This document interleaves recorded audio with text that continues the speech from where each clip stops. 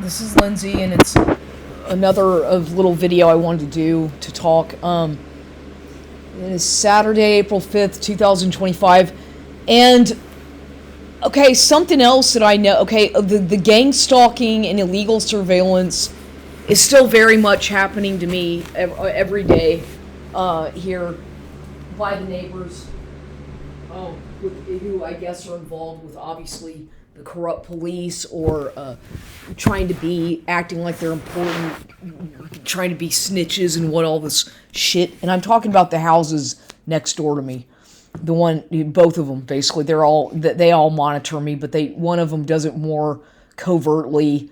But it's still pretty obvious what they're doing because they react to things that I'm doing in the privacy, so-called privacy of this house, and I know that they're monitoring me. I can 100% bet and guarantee that they are, and they've been doing that the whole time I've lived here. And I know that I think that the people on the right-hand side, well, okay, if I'm facing the street, Denver Street, the people who live on the right-hand side of me, a guy who's probably in his, I don't know, 40s or something, and I'm not going to say his name, it doesn't matter, but this person, whenever I first moved into this house, I remember my aunt, and fortunately I have a really good memory, and I remember conversations that I've had with people that can go back to 10 years, 5 years, 20 years sometimes. I'd remember things that people tell me that kind of like make me think twice. And she mentioned something about how, so have you met your neighbors? I said, yeah, I met the mother once, the mother of the guy who lives there, because she came by or she was over there, and I started talking to her, and I introduced myself and she introduced herself to me. And the woman's name was Patty. Patricia, I guess she goes by Patty for short. I don't know, but anyway. And then my aunt said something like, and my aunt, mind you, is a native of a local San Antonio. I mean, she's been here many, many years. Didn't grow up here, but nonetheless has lived here most of her life, as well as had lived in Mexico, San Miguel de Allende. But she's lived in various areas of San Antonio, including Alamo Heights, Laurel Heights, the South Side, and now she's over there somewhere in Alamo Heights area again, that area more or less, living in a garage apartment with somebody, but in somebody's garage apartment. But she said a comment that really that at the time I didn't really think to question her more about it or ask more about it. She made a comment. She said, "Oh, and she said, yeah, those people. Somebody is involved with the police with those people, right? Or somebody worked for the police." She said, and she didn't say who. That's all she said, and I didn't even say anything else. I was like, "Oh, okay." I was thinking to myself, oh, "Okay." And I remember, I don't know why, I should have asked her more questions, because apparently she knows something, because prior to my living here, my cousin lived here in this house, and he was having all kinds of problems and issues going on with the people on the left side of this house. If you're facing the street from my front door, the man who lived on the left side in that house, his name was Steve, and he's got some kind of a Polish, forget his last name, some Polish last name. But they used to, apparently my cousin, Sam, Chip, I'm not going to say his last name, whatever, 'cause this is from my own documentation. He and that man used to have it. They would fight and argue all the time, and it got pretty bad because this man was always harassing Chip and causing problems. And they would get into a lot of verbal altercations, and I believe I don't know if it ever got physical with those two, but it got pretty bad to where I know that he was always having to call the police, the fire department, for the fact that they were burning meth and doing shit in the backyard, starting fires and making meth and drugs in that fucking backyard over there. pardon my cussing, but they are basically doing a lot of stuff. And this man was apparently a veteran, and he would get really angry and start shooting his gun at all hours of the night and day. And he was notorious for being somebody who was kind of crazy, like maybe really bad PTSD or just psychotic, crazy. And so Chip lived here next door to all that, and he has two children, and at that time they were much younger, but still apparently this man would terrorize the kids, and the children were afraid because he was such a neurotic nutcase, this man living next door, crazy. And the people that would come and go were obviously a bunch of prostitutes and drug dealers and whatnot, because this man was involved with fucking drug dealing and prostitutions. And what else, I don't know, but I'm sure that he worked for the fucking police department or sheriff's department or something as a snitch. I don't know, but I do know that his name was Steve. I forget, some Polish last name. And I do know that he died in that house. I don't know how he died. I think he died of a heart attack or something upstairs in that house. And so then after that, because I found this man's Facebook profile, and I also found a bunch of documents at one time that had gotten into my yard that they put on purpose. See, part of the gang stalking harassment shit is what they'll do to target people who are new to the area and new to the whatever, because I was new to this house. They would put shit in the yard, like documents and file, all kinds of crap, little clues and whatnot for me to notice. And they do it on purpose, plant things in my yard to see if I was going to pick up on the clue or read it or throw it away. And various times I'd find documents, like printed out old papers and court papers and documents and shit like that they took out, that they would put in my yard for me to intentionally. Obviously, it was a setup for me to see if I was going to react or what I was going to do, research it, try to find out what's going on. So me, with my kind of mind, the way I work, I'm going to look at the name, I'm going to do some research and find out, because I'm curious, because I'm living next door to that.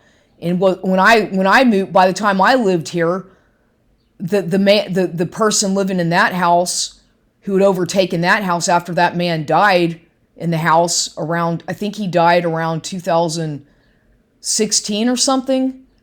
And I don't know, but no, I don't know when he died. Maybe around 2018, or I'm not sure when that man died, but I know that Chip was living here, and shortly after that happened, Chip ended up moving out, and I moved into this house because I was living at the Canton house over there at 646 Canton, and I wanted to get out of that fucking house, out of that satanic, haunted, crazy, fucked up situation, and I was desperate to get the fuck out of there, and I begged my mother. I was like, please, because Chip was already looking to move. He needed more space. He had kids, and he wanted to move. And I said, well, my mother, since she owns a property, and she owned that Canton house, I said, I'm the fucking owner. It's my money, but they don't want me to know about it. And as a matter of fact, they just make fucking decisions for me, some fucking guardianship crap. My fucking money, my decisions. But they have to put me in this fucking trap, you see, to fucking ruin my life. Anyway, so I would never have chosen to live there in a million years, ever. What the fuck would I want to go live in that house for on Canton Street? It was horrible. The house itself was, I don't know what the fuck happened on that property. Maybe the property itself, who knows what, but that place was really, really haunted. And I know for a fact, really strange stuff. And I'm not going to go into all that again. I've talked about that many a time, but I've never seen such paranormal activity in one house in my entire life as I did when I lived there. And it was scary. It was horrible, horrible stuff happening there. And no one believes me. People think that I'm making this stuff up, no, I'm not. I am not. I swear to God, I'm not. I can tell you many stories about things that happened to me in that house and things that went on there when I lived there, and I was there for 3 years or long enough to 4 years. Long enough time to see what was going on and to know that the fucking place was cursed. I know that for a fact, and you can fucking deny me all day and night, but I know what I saw and what I heard and what I had to go through. So fuck you if you want to fucking deny what I'm saying. I don't give a shit because I know this kind of stuff is real. And so oh god. So anyway, I came from that house to here thinking it's gonna be better. This house is a little bigger. It's a nicer. It's gonna be better. The neighborhood's a little bit better, a step up from that fucking miserable shithole area. It's a little better, right? A little bit. Just a couple miles down the road, maybe it'll be a little bit better. But no, it's no better. Obviously, it's still the same fucked up neighborhood. Drug addicts, dogs run all over the goddamn place. People can't drive. Very disrespectful people. Not very rude for the most part. Just rude people here in this area. Really rude. Mean. They don't make. They're just something about this whole area that's just really. I hate it. I can't stand it, and I have not liked it. I don't belong here. I don't want to be here, but I'm stuck. I'm still trapped here, and it has felt like nothing but a fucking prison for me. It's been horrible. And they know that, but they just want to make sure that I'm miserable or that I die and that I get punished and that nobody's going to know that I fucking die or whatever. Or maybe, hopefully I'll commit suicide is what they really want, but that's not going to fucking happen because but I've been in survival mode the whole time I've lived here. And for the past 10 years, I've been in fucking survival mode. That's about it. Because haven't had much of a choice because of all the shit that's constantly going on around me. And they know that. It's all done intentionally, done by design, so as to keep me discredited from money, from, having a real life, having any kind of stability in my life, having a career. Fuck that. That's gone down the drain. Having anybody give me, proper respect, that's gone. Nothing. I have none. My whole life has been completely damaged, and it's all started when I came to this goddamn fucking neighborhood, East Side in San Antonio. I can guarantee you, it's been the worst experience of my entire life. Hands down, just coming to San Antonio.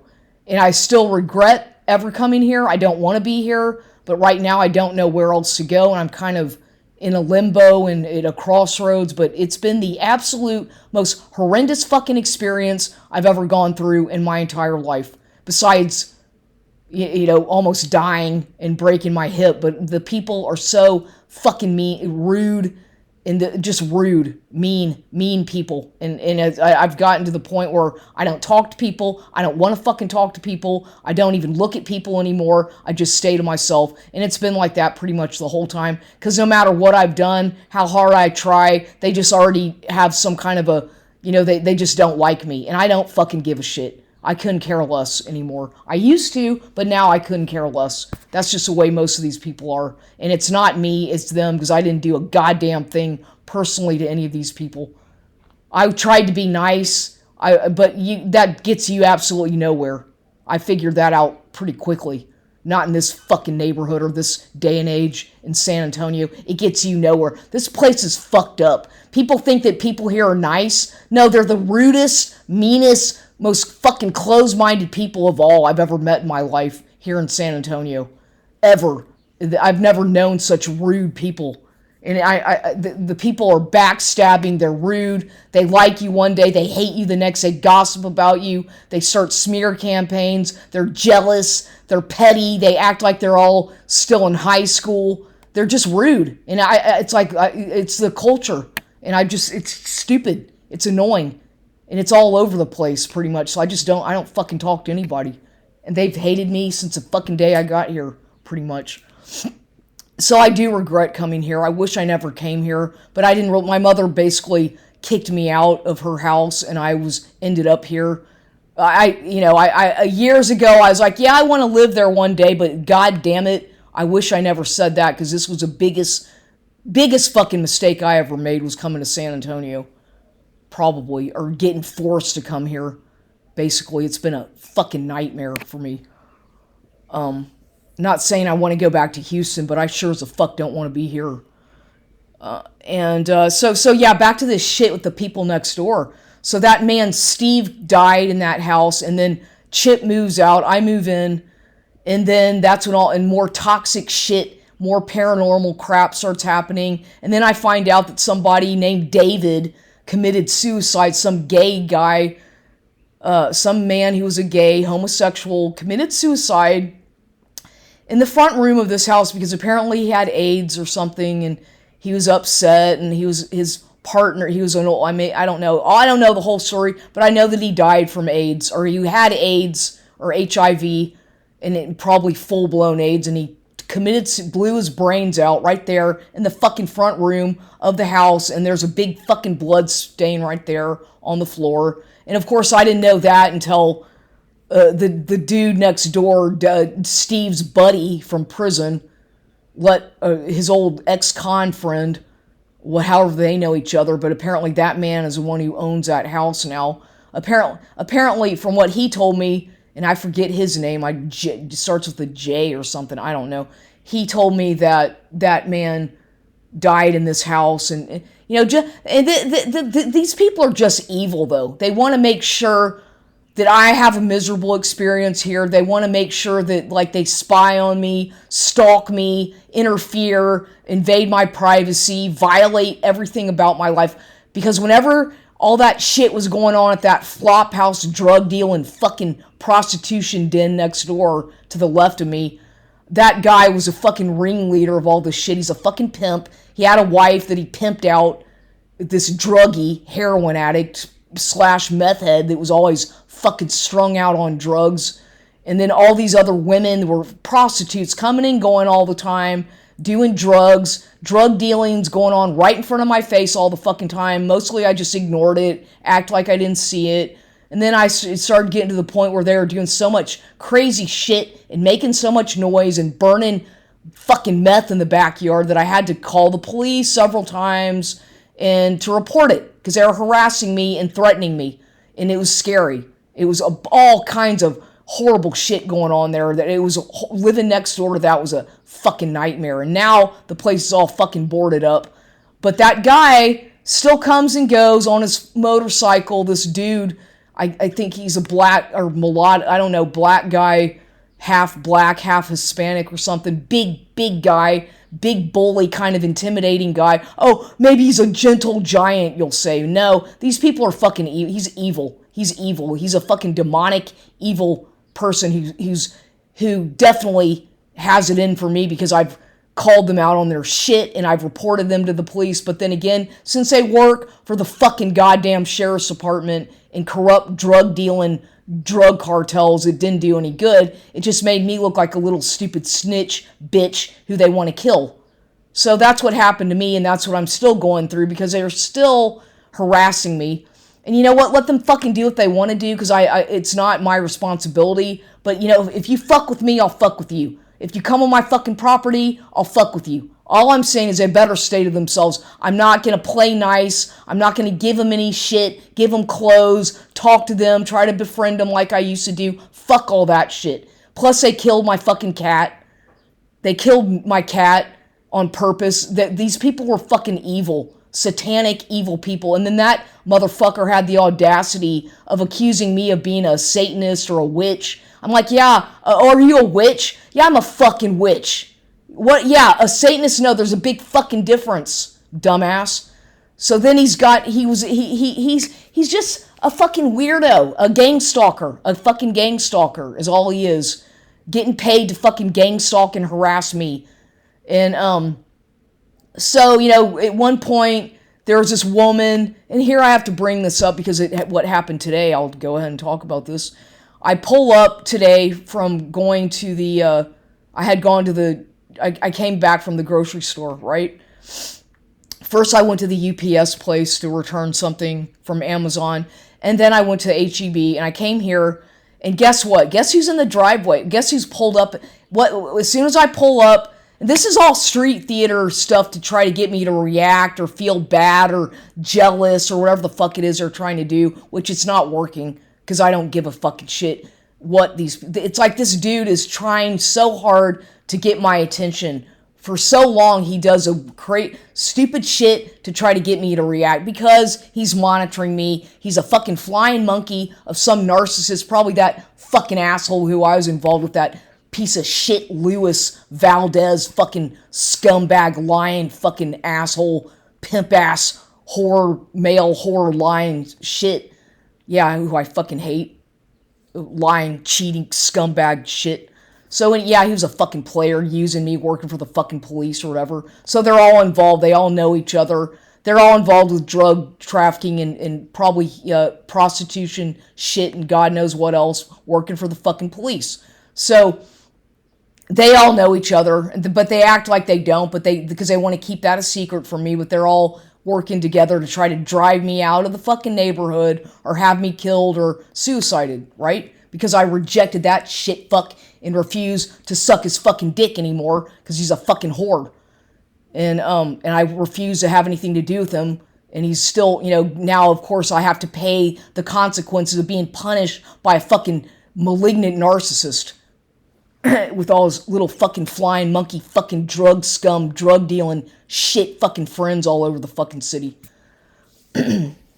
Anyway, so I get here, I pull in the driveway, and there's a car out front, parked in front of that house to the left, and it's a silver Kia, just like mine, a little hatchback, looks like my car, but it's a Kia, I noticed, and he and that woman, she used to drive a red pickup truck, maybe she still does, but they were out there hugging in front of the car, just posing for me, soon to make sure that I saw them, just embraced by her car, like they're hugging tightly each other.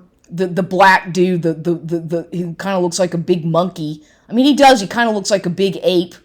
He kind of reminds me. He kind of looks like a big monkey. No offense, but he looks like a big Neanderthal monkey, half breed. I mean, I don't know. He just is a weird looking dude, and he's okay. Whatever. I'm just saying he's just weird. Creepy, and she's hugging him, this blonde girl with her long dreadlock fucking whatever extensions, or maybe that's I don't know, I don't fucking care, but they're smiling and looking at me like I'm supposed to react, and I just ignored them, but I could clearly see what was, because I how can I help but notice I'm getting out of my fucking car? They're right there, and I had to, it's like right in front of me, so of course I saw bits and pieces of what they were doing, and took note of it, because it's part of the fucking gang stalking shit, to harass and monitor me. It's not coincidence. It's all orchestrated, scripted shit. I can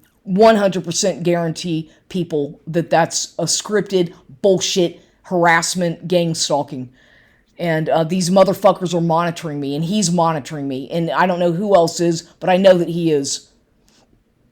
And so I'm like, I just think in my mind, okay, and that's the same bitch that Lewis was involved with, that I'm sure he was fucking her, or that was another one of his girlfriends, I'm sure, that girl who used to drive the red truck. So that's another one of his little harem items in his huge collection of fuck buddies. Because these people, the people that work, the men and women that work for the police and sheriff's department, whether they're undercover cops or vice cops or whatever the fuck it is, they're all in this big fuck circle. They all fuck each other. They move around. They rotate. But they all know each other, and they all just kind of screw around with each other, and they don't think any big deal of it, because they are cheaters. They're liars, and it's the way they're raised. It's part of their culture to be like that, and they don't give a shit. It's just a different kind of culture, and that's what these people around here do, especially if they grew up in this neighborhood. I've noticed a lot of them, they just have that kind of mindset where they don't think about consequences or people hurting people. They just are such addicts to things like that they just, and so desperate for people to react to their stupid street theater shit because they have nothing else better to do. And so, it's just, this guy, he's always with I see him all the time with different women. So he's a fucking pimp. And he pimped out his ex-wife, Nicole. He pimped her out, apparently. and she was a. I'm saying it for what it is because I know what's going on, and this is exactly what they're doing. These people and their target. But the irony of it all is that these are the people monitoring and harassing me. Okay, the question is, what the fuck are they doing, surveilling me, and who the fuck are they to judge? But that's how fucked up the you see criminal justice system. It's a bunch of fucking ex-con Jew ass kissing fucking perverts and fucking whores working for the police. A bunch of fucking criminals calling themselves community watchers, wherever the fuck they are. Yeah, that's what they... And they're trying to, like I said, drive me to suicide or drive me insane or make me homeless or threatening me, mocking me, copying me, surveilling me. They're obsessed with everything I do. It used to be really bad, especially when that fucking asshole would come over here all the time and exploit me. Because they exploited me. That fucking Luis fucking Valdez shit fuck was exploiting me sexually. And I'm sure that there's hidden cameras that they know about in this house. And so that fucking Jew ass kissing fucking pervert was probably doing something. He's a fucking pimp. He's a fucking drug dealing fucking pimp. Probably a fucking drug addict himself. And an alcoholic. And I fucking hate him. And I hope that he gets his fucking karma for all the damages and shit that he's caused me. The mental fucking anguish and trauma by his harassing me and stalking me. I hope that he gets his fucking karma one day, is all I can say. And along with all these other dumb fucks doing this shit to me. Because I didn't do anything to deserve this kind of fucking treatment from these low class scum people.